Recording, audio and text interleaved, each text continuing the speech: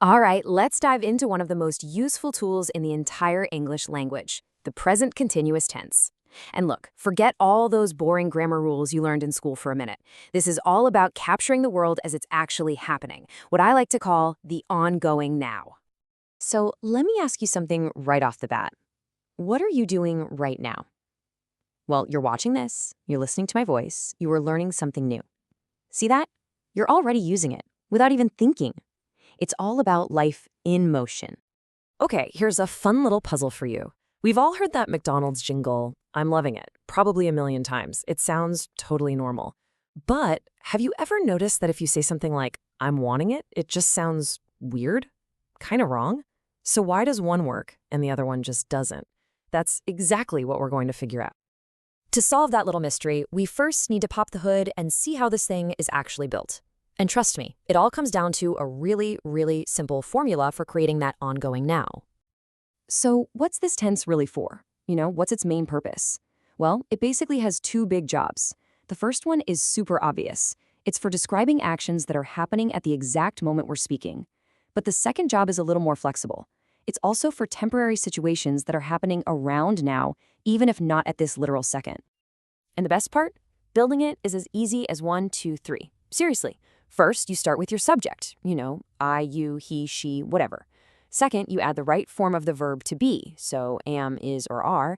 And then third, you just stick ing onto the end of your main verb. That's it. Subject, to be, verb ing. You got it.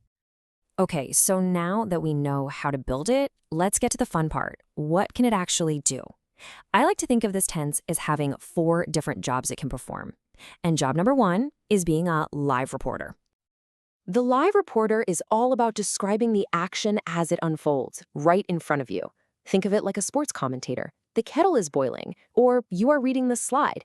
It's a live play-by-play of what's happening this very moment. All right, let's move on to job number 2. I call this one the project manager.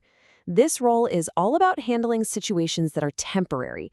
Think of them like a project with a start and an end date.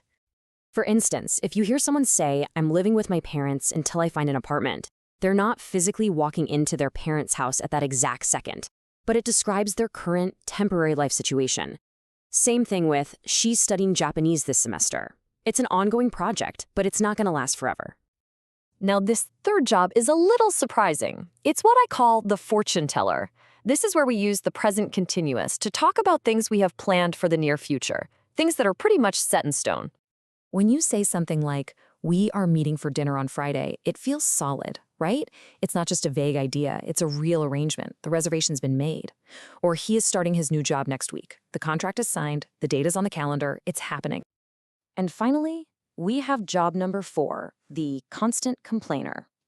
This is a special, kind of emotional use of the tense. We use it to talk about annoying habits that just keep happening again and again. And the secret ingredient here is always, and I mean always, the word always. You can just feel the frustration in these, can't you? She is always leaving her clothes on the floor. It's more than a fact. It's a complaint. My neighbor is always playing loud music. Using the tense this way adds that extra little layer of annoyance. So the present continuous is clearly powerful. It's a powerhouse of a tense. But just like Superman, it has a kryptonite. There are certain verbs out there that they can't handle the ing. And these verbs are called stative verbs. The name kind of gives it away. They describe a state, not an action. They're all about states of being, like thoughts, feelings, senses, possession. And since the present continuous is all about ongoing actions, these state-based verbs just don't play well together. This is the key difference right here. You can physically see someone running or eating. Those are actions. But think about verbs like knowing or wanting or believing. You can't see someone in the act of knowing something. It's an internal state, not an external action. And that's why the continuous form just feels so wrong. And that brings us right back to our original puzzle. This is why saying he is knowing the answer sounds so clunky. Because knowing isn't something you do, it's a state you're in. The right way to say it is just simple, he knows the answer. We use the present simple tense for these stative verbs. And that finally explains the whole I'm wanting it versus I'm loving it thing. I'm loving it is technically breaking the rule, but it's a famous slogan, so it gets a pass for being catchy. Okay, let's put all these pieces together. We've covered a lot, so let's do a quick flyby and recap everything you need to really master this ongoing now. So here's the bottom line. Remember that simple formula. Subject plus am, is, or are, plus your verb with ing.